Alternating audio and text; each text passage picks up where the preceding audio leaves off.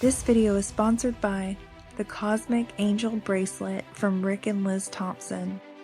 Reserve yours today, limited time only. To receive free shipping on your Cosmic Angel Bracelet, click the link in the description below.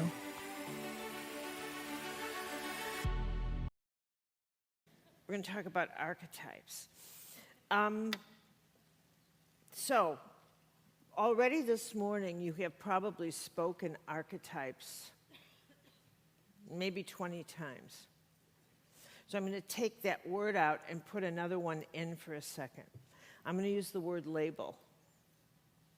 How many things have you labeled this morning? Just as you walked in here, just as you walked down the street, as you chose a seat, as you look at another person, you speak archetypes so fluently and so fast that you don't even realize you're doing it. When you scan anything, you do it in the language of archetypes, like this, just like that. You'll see someone and you'll say something like geek, especially here. Am I right or am I right, right? You'll say something like loser, successful, entrepreneur, geek, mother, blah, blah, blah, blah, blah, blah. How many of you, this is what you do? This is what we all do. We do this by instinct. It's part of our survival instinct. We speak archetype fluently. What I always find fascinating and fun is that we think we're the only ones doing it. And when I tell people, like, how many people do you think have labeled you this morning? People are like, what are you talking about? What are you talking about? I'm the one who does this. We even have, everybody even knows that I mean, it's like common to do what we call people watch. People watch is archetypal watching. What are you doing today? I'm going to go sit around and label people. What do you think you're doing? I'm going to go and sit and put archetypes on people as they walk by, but they don't know that I'm doing that. That's exactly what you're doing. You are actually honing your archetypal skills. That's what you're doing. Now, we've always done this. So what the intriguing part right now is to sit back and say, why at this time is it essential for us to become aware that we're doing this? Because that's what's happening. It's not that the world of archetypes is new. It is not. Plato wrote about them. There's nothing. He said the gods of Olympus were archetypes.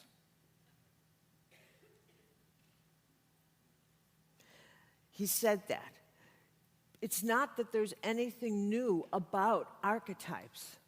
These universal patterns of power or consciousness that equalize the playing field of who we are. But why is it now that it's essential for us to know about them? Because they've always been a part of the human experience. Except now, we've entered the age of archetypes. Now it's as if this realm of archetypal authority wants to come into view in front of us and make itself known, as if to say, you need to know about the operating principles in your unconscious. These have to become conscious now. Why is that? So I'm going to take it a step further. Just a second. I'm sorry to do that. I'm just coming off the tail end of, you know what happens? Here's a forewarning. Never take one of those like Sudafed things or a dress stand before your lecture, because it does do what it says, like dry you out, but it dries you and your throat goes. So And that's what I'm experiencing. Let me explain in really fun detail, and it's really delicious for me, what is contained in an archetype so that you have this wondrous sense of why you like to label people. And this is what happens. It's like this is what is called inherent knowledge. We're just born knowing that. In every single archetype, a whole bank of information is contained. So when you use an archetype and you say to someone, I'm a multitasker, you are saying you are transferring a whole bank account of information to that person. You're not transferring a word. You're transferring a temperament. You're transferring your nature. You're transferring a whole thing about your talent. You're transferring a statement of your excellence. You're saying that you are focused, all in one word. You don't have to say all those other words because that one word transfers all those things. That's an archetype. That's the power. These are power words because they're alive. They're alive. They're absolutely alive. And I'll tell you what else they have. They have rules. Part of their being alive, not alive like angels that are conscious beings. Archetypes are part of our collective soul. Now, this is something that's really rich to understand. Carl Jung called them the part of the collective unconscious, and it's important to understand this. Archetypes are not part of the angelic kingdom in that an angel is a conscious being. They're not conscious. But think of the archetypal collective unconscious as something all of us are a part of, and another word for it, another way to describe it, as our collective internet. Our internet. I-N-N-E-R. The internet is actually a manifestation of our internet. And it could not have been created were it not for the fact that we're already and have always been connected. We simply pushed it out of ourselves. And now in this era of energy technology, we found the duplicate for how we've always been connected energetically since time began. We are now living in an age of energy, consciousness on the outside that is merging with the quality of our consciousness on the inside. Are you following me? So our internet is matching our internet. The difference is we're aware when we're Googling, but you're not aware when you're Googling in here. And every time you look at someone and you label them, you're Googling. You're Googling them. Every time you say, that I wonder what's going on with that person, or they're not supposed to be doing that. The reason you say they're not supposed to be doing that, or you feel like they violated something, let me give you an example. Nobody has ever written the rules of what it is to be a good mother. Nobody. Show me where the rule book is. Nobody, similarly, has ever written a book on how to be a pirate. Where's the rule book? From Sir Francis Drake to Sir Walter Raleigh to the resurrection of the pirates off Somalia, where's the rule book? But there is a somehow or other, they all follow the same rules. They somehow know the law of how to be a pirate. Because every archetype contains its own moral code, its own inherent law, its own law of survival. It's just in there. How to be a good mother is in the mother archetype, which is why everybody recognizes that's a good mother, and that's not. Period. That's not a good mother. Mothers don't do that. How do you know? Show me the rule book. You just know it. That person would say, you just know it, you just know it. And you start shaking when you see a mother do something like that. You start shaking.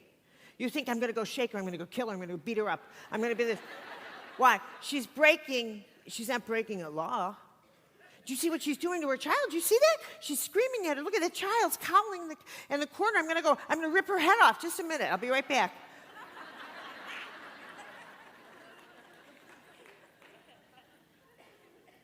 Order for me. I'll be right back.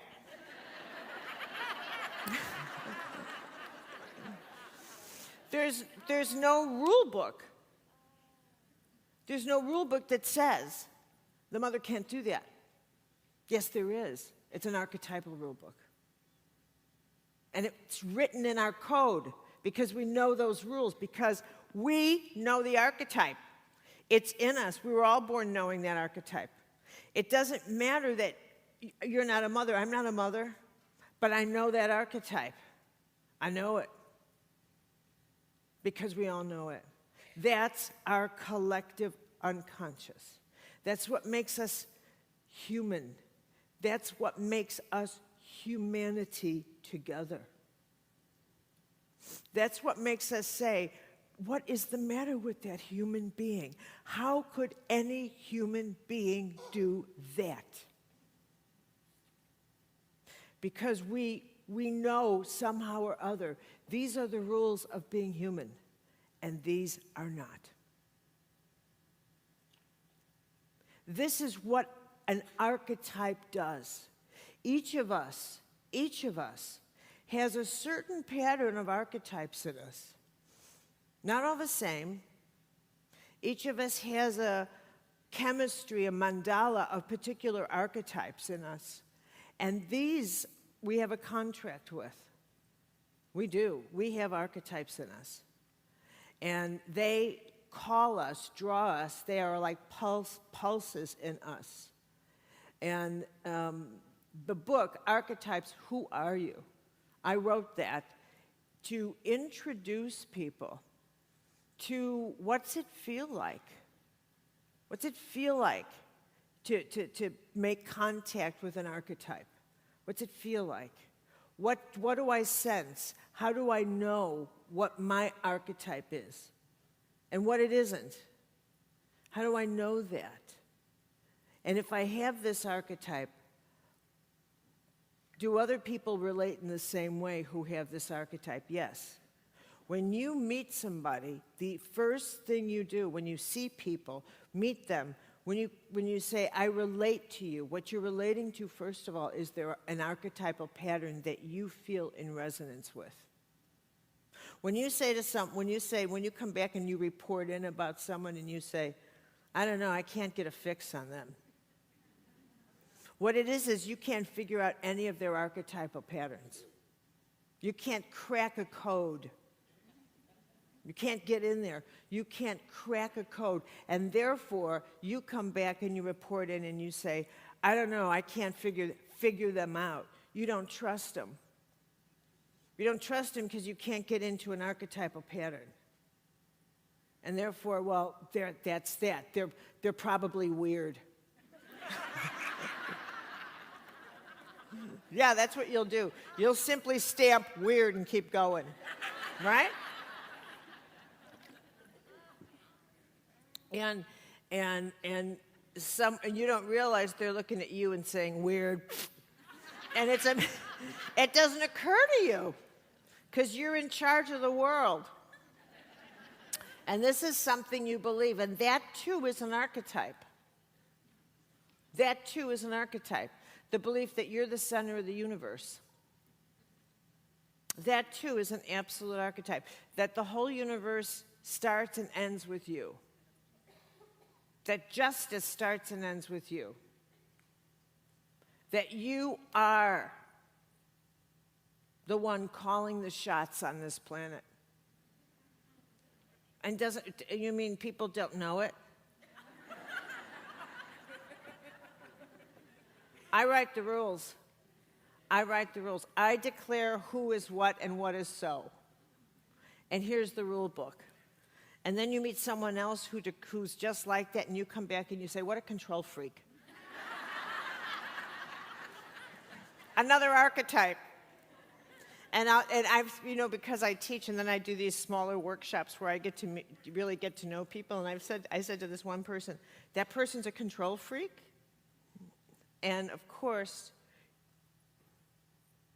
so often, you are aggressive toward a person who's just like you. Yes. And when a control freak meets a control freak, you want to buy tickets to that. So, yeah, it's fun. And you just want to sit back and say, oh, let him have it, Wait till the black eyes start and you could step in.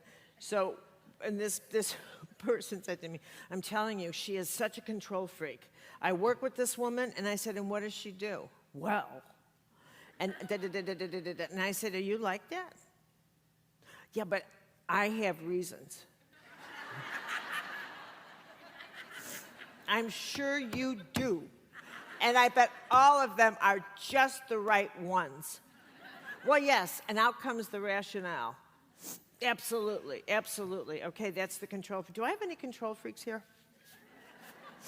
Okay, that's now here's the thing about being an archetype, knowing an archetype in you. Here's the delight when you start finding out what your archetype is. And this is just the beginning.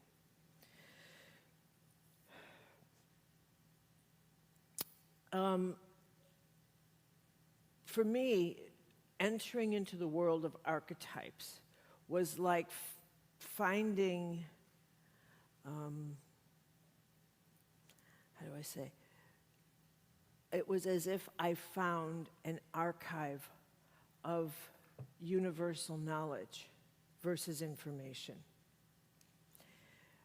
In doing medical intuitive readings, I did a reading.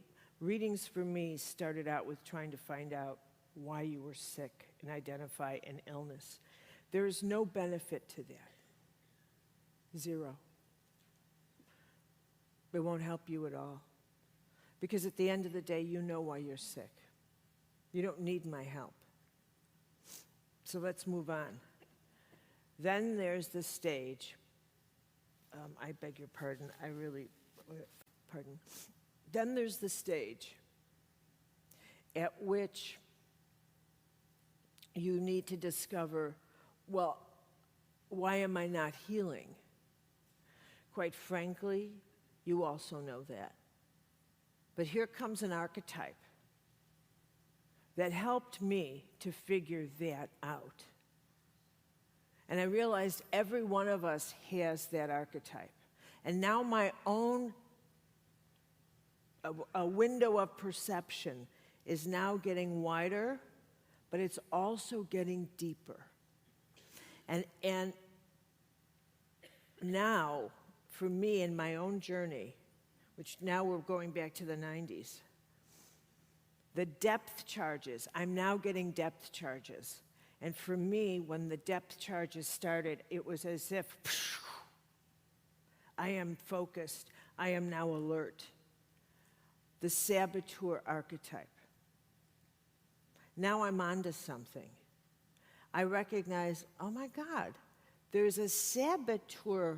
At first I called it a principle. Except that it was always the same in each of us. That makes it an archetype. An archetype. It behaves identically in all of us. Now I have to study this. I'm focused. I am eating this up like I used to eat Frosted Flakes. I'm hooked. I'm watching this archetype in every single person now because I know it's an archetype. No matter who I meet, I know it's there. Now it's just a matter of, let me see how it's going to turn up. Why is it there? Why? So I ask myself, not does this person have a saboteur, but because I now know it's there. Now my question shifts from an is it there to how does this person sabotage themselves? I'm past the wonderment. I know it's an active force. When is the saboteur going to come out? What's the trigger point? And now I ask I know why. Why do we do that? That became my real rich focus. Why do we sabotage ourselves? I had to figure that out. And then I saw it. Why do we do that? And I put this against a mystery board of, it's not an outside force that comes in and goes boo, boo, boo, boo, boo. And oh no, because we would love to blame. We always want to blame someone, something, our childhood, our mommy, our daddy, our this or that, for why our lives are the way they are, or why we don't try, or why we're unhappy. Blame is the saboteur. Blame is the voice of the saboteur. Because there's an inherent part of us that simply does not want to rise to the next level of responsibility. We don't want it. We like to dream about it. We like to imagine ourselves as more responsible and reaping the benefits from it. We like to fantasize about it. But in the end, the saboteur walks hand in hand with the child in us. And it's a decision as to whether or not we stay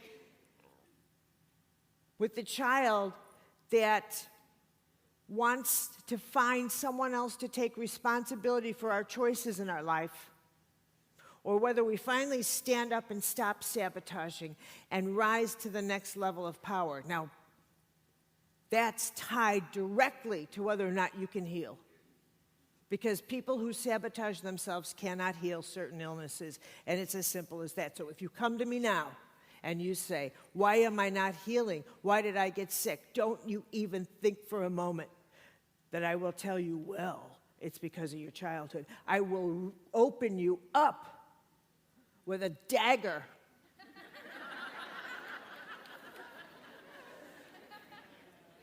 And I will take you into your psyche, and I will pull out your saboteur.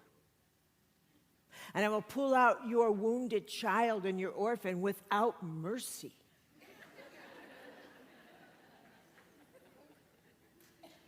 Because I don't have mercy with illness. I do not have mercy with illness. If you're facing death, you face it with a dagger. I do not sit there with you and, oh, you poor thing. I come at it like a warrior and a mad one. Love you, All right? This is why you have to know your archetypes, because here we go. Here's the next level. Everything about what I'm telling you is simply impersonal. The next stage of what you have to know about what we are talking about is that the whole realm of archetypal knowledge is totally impersonal. And this changed my understanding of God. This formed my understanding of God. I got it. I got the nature of God through this. God is totally impersonal. Oh, don't say that. I will. Yes, I will. Yeah. It is archetypal in us that we want God to look like us, and that's a stage. I want you to think of yourself in the Hubble telescope, flying around this gargantuan, endless cosmic universe, endlessly, going past the Andromedan galaxy and past the Sombrero galaxy, past everything, blah, blah, blah. Saying hi to all the extraterrestrials out there, saying don't tell NASA you exist because they can't cope with it. They're still lying. They still think that this itty-bitty little planet is, we own all this. And Halliburton wants to stake it out.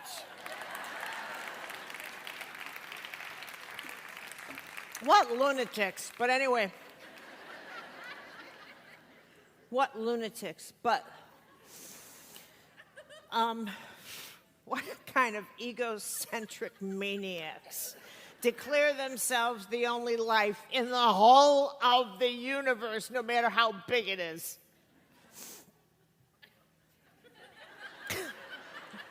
Oh, yeah? Okay. Right. And you can't even get along with your neighbor. Shut up, idiot. Okay, so this is where I break out into if I ruled the world. Okay. This would be my political platform. You idiot. You should see me in a debate, right? Yeah, really. You idiot. Are you going to vote for that idiot? He's an idiot, right? I mean, why not call it like it is? But anyway, you're an idiot. All right. Guy's got his brains up. But anyway. So now, picture yourself in this grand galaxy, this incredible grand galaxy,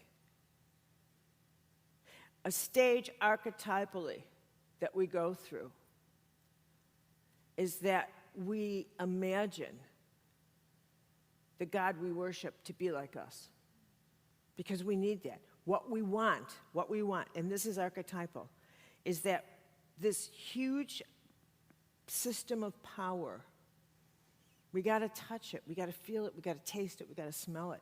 Somehow, it's so huge that we have to shrink it down into a way, into a system that makes it personal. Because how could this be personal? But if I sent you off on a trip through the universe, and I brought you back, and I would say, so do you still think it's just like you? You would have to come back and say, well, okay, I'm willing to say that maybe God wasn't born on Christmas. Maybe. All right, we're making progress. We're making progress here. We're making progress. Little by little, the progression is that you reach a place, and this is true for all souls who journey through the egocentric stage, that this power has to be mine. It has to be ours, which is religion. We own this power. To the journey of stepping out and saying, the power owns me. I serve this power. I serve it. I am one with it. And now you study law. Now you go to school. This universe is law. It's law. All systems are run by the law. That's it. It's law. The planets are held together by law. The galaxies are held together by law. Even disease is managed by law, because if it wasn't, we couldn't find a cure. Everything is subject to law. your body's subject to law. Put the wrong thing in and it will vomit. You can count on it.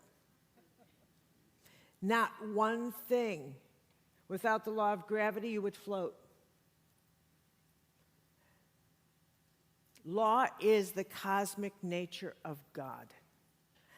Archetypes are laws. They are subject to laws, which is why when you see a mother violating a child in some way, emotionally, psychologically, doesn't break a civil law, perhaps, but it breaks a cosmic law and you feel it. And everyone feels that who has, because we're all tied to the cosmic mother. There's a violation archetypally. That's why you need to know your archetypes and you need to know the laws. These are the same laws that govern miracles. These are the same laws. What Buddha was talking about, those laws. What Jesus was talking about were those laws. I come here to teach the laws, these laws, cosmic laws. Archetypes are the laws that are in you inherently, that are governing you, that are subject to you, that are in you, that you are subject to, excuse me. Some of you have the archetype of the healer. And you think you can control the archetype, and that is where the battle comes in. Some of you may have the wounded healer. That is a written journey. That is a written journey. You cannot do anything but live the journey of the wounded healer, which means you will be wounded, but it will be a specific wound. And if you understand the archetype, you will understand the wound. So that when you are actually living the wound, instead of being crushed under the self-pity of being wounded in a way that only you can heal, because the wounded healer receives a wound that no one can help but him.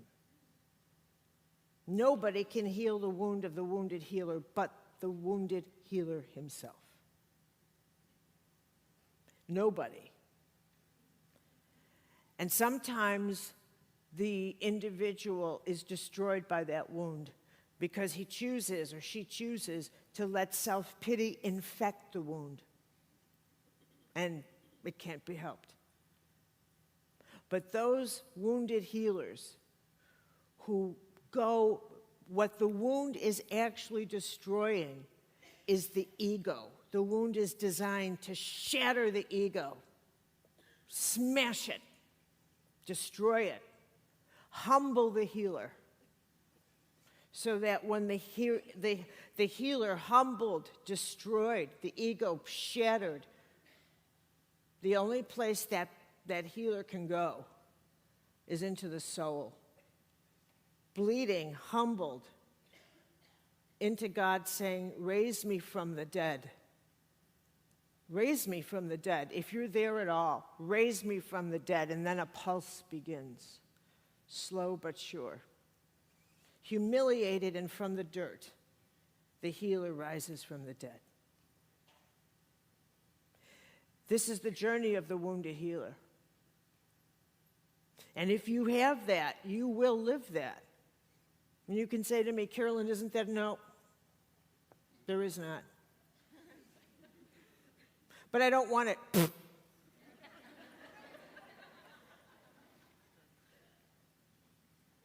You have the addict archetype. I'll tell you exactly what will happen to you. Not because I see the future, but because I know the archetype. I know the archetype. I know the archetype. If you know what your archetype is, if you know what your archetypes are, you don't have one, you have several. There's ones you don't have, there's ones you do have. I don't have the pirate, but I bet a lot of people around here do. And I say that because the pirate's back again. People are pirating stuff off the internet. It's a new kind of pirate, but it's still a pirate. There's pirates off Somalia.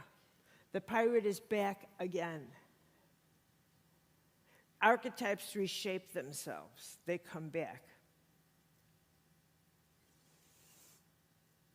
Archetypes are reshaping themselves very dramatically, and new ones are kind of spinning off little morphing ones in the world of relationships. Very, very different. We are reshaping the archetype of relationships. Very dramatically. Very dramatically. We're not sure what's happening in this archetype of how we relate, because we've taken down familiar structures. Marriage is an archetype. Marriage is an archetype, but we've dismantled it. We've dismantled it because marriage was an archetype that goes with longevity. It goes with a vow, vow, vow. But we don't speak vow anymore. A vow is sacred. To have something sacred, you need a priest. You need a rabbi. We've dismantled that. We're rapidly dismantling the centers that go with that. A vow means, this is a vow. This is the archetype of a vow, if you really want to get this. A vow means you are invoking the presence of a cosmic witness that binds you to the person you are standing with in front of someone who is,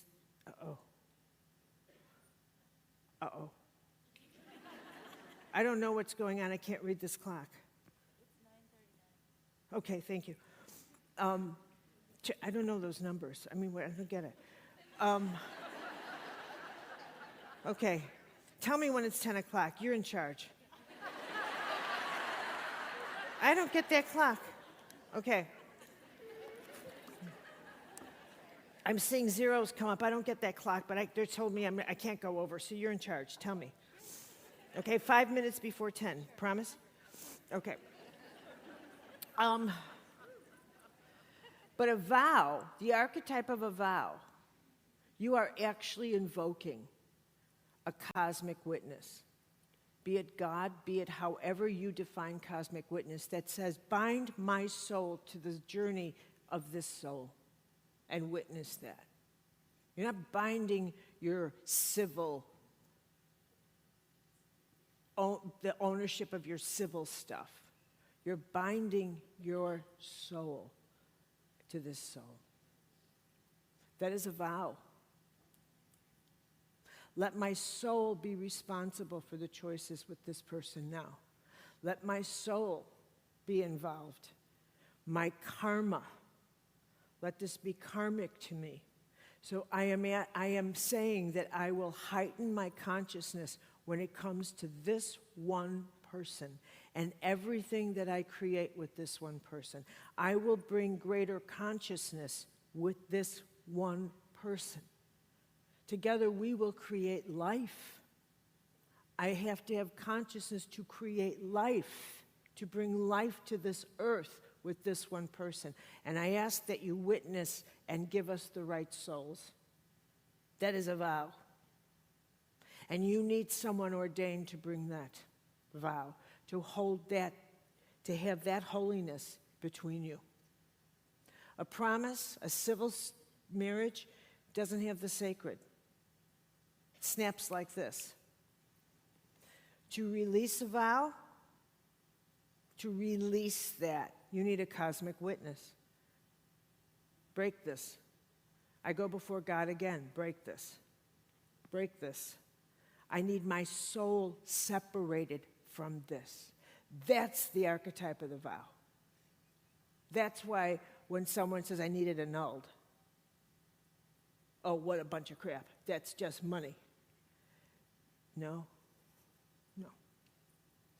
You are saying, separate my soul from him, her. I want my soul back. I want my soul back. I want my soul back. This is the archetype of the vow, which is why, how many vows will you actually make in a lifetime? How many vows? How many times will you take your soul and say, tie my soul to yours? What a phenomenal thing to do. That's the archetype of the vow. A promise is this: I promise to meet you for dinner. You broke your promise. I know, I'm sorry. You broke your vow. You got some explaining to do, baby. Okay? These are the forces of the archetypes. If you say, how do you know what archetypes you have? You got to go deep. You got to go deep. An archetype says here, and I recognize them in people so often,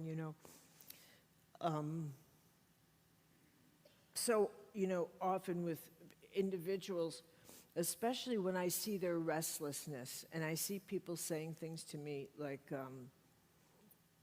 I'm searching, I'm seeking, in this sense that is unique to our age. And this is why I call it the age of archetypes. One of the qualities that is unique to us, and it didn't exist, it was kind of born in the 60s, maybe rumbling in the 50s, but articulated in the 60s. And that's the sense that we are searching for something. We're searching. What are we searching for? I'm searching. If I said, okay, I'll give you whatever you're searching for, just name it. People can't name it. They can never name what they're searching for. And if they do, they'll give it an airy word that doesn't mean anything. I'm searching for peace. Well, what does that look like to you? Well, tranquility. You just said that. They will never give a word that has any meat to it. They'll never give a word where they actually anchor their life. And this, too, what I'm describing, when I can say to you, when I can actually say to you and describe something that everybody does, I'm describing something that's archetypal. If I describe a habit one person does, I can still tie it to an archetype that is a pattern, and this habit is typical of that archetype. Did you follow that? Okay, because like, for example, hoarders, that's an archetype. But the way each hoarder does it is unique to that hoarder. Got it? Every single thing you do, every single thing you have, even the way you dress, even the person you go shop, even when you shop, you take an archetype with you. Archetypes pick out your clothes. They picked out the person you married. They picked out the reason you got divorced, if you're divorced. You take your archetypes on dates with you. You pick out the configuration of archetypes that you go out with. You leave the more temperamental ones at home. Do you think I'm kidding? You just take the nice ones. You pick them out. You think, I'll take you. I'll take you. No, you, home. Oh, no. You look at the gambler and say, you, stay home. All right? You look at the ones that you don't want to let the other person know about. You look at the slob, you stay home. You get yourself all gussied, and you go out. You look at the one that doesn't want to, the princess that doesn't want to work and just has these other dreams in mind. She's sitting there thinking, are you a knight? Do you have a castle? Can you take care of me? I mean, really, because like that's what this is all about. You got all that? Really, I mean, really, because, like if you can't come through with it, I'm like so out of here. And I mean, this is really what's going on, it's archetype to archetype. And if you have, for example, This is so often the case where a woman's archetype who's very like Wendy and Peter Pan, they often meet. So Wendy is enchanted with Peter Pan. And she meets someone and she'll always say, and I'll say to her, what did you see in this man? He was so much fun. He was so much fun. And then after they work, to get married, Peter Pan is not known for having a job. Is that you?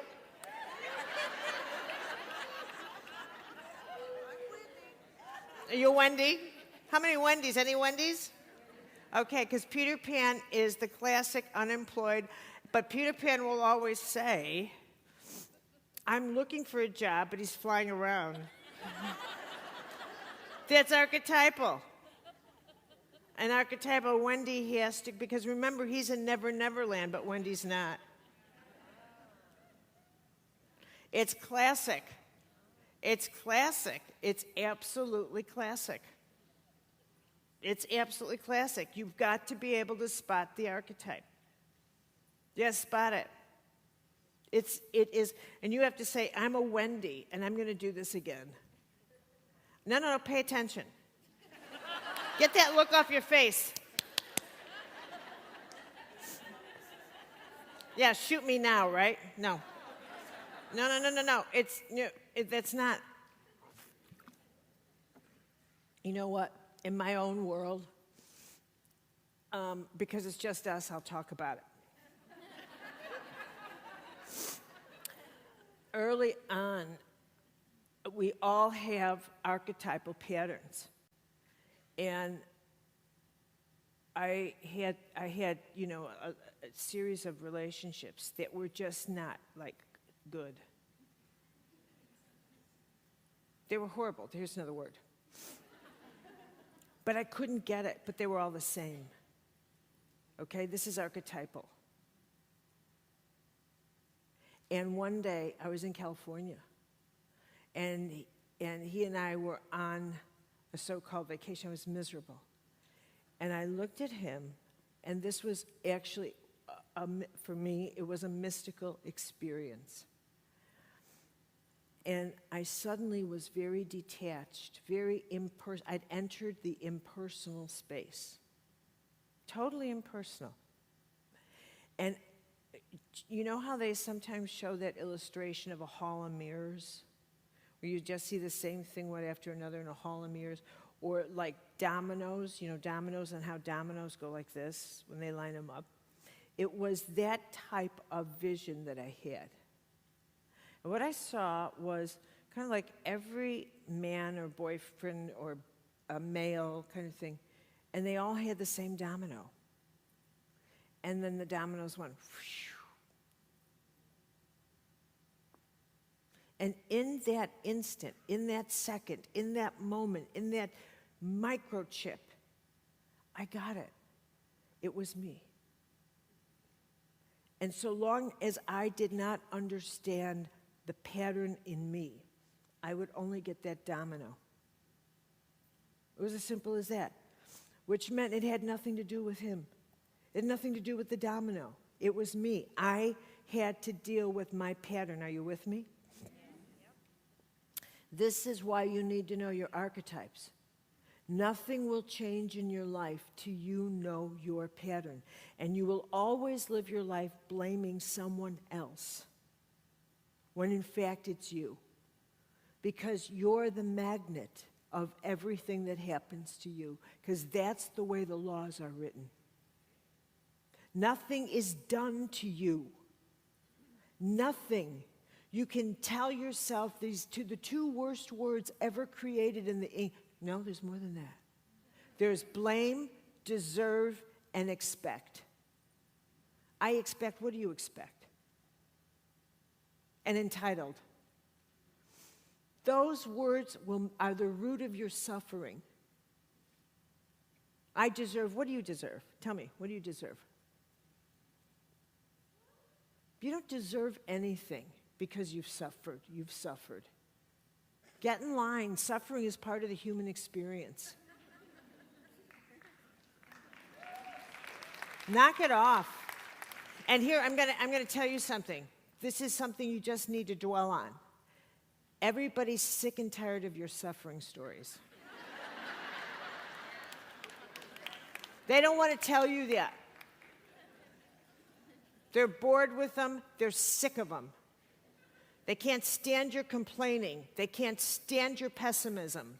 I will be the bearer of that message.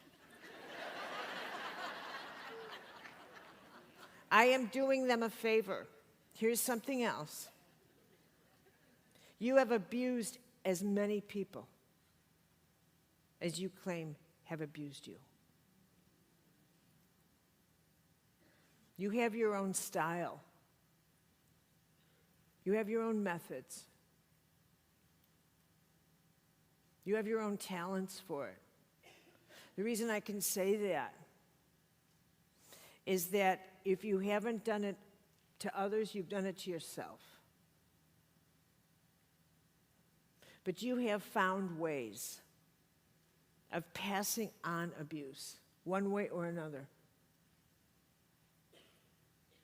You've done it in some way, shape, or form. You've tormented yourself.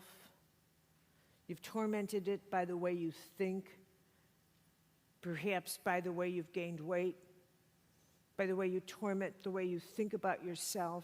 You're not good enough, you're not good enough, you're not good enough, you're not good enough. What kind of person torments themselves with those thoughts every single day? That is psychic solitary confinement. That's a torture chamber. And if you've done that to yourself, you should put your head in a toilet for 7 days.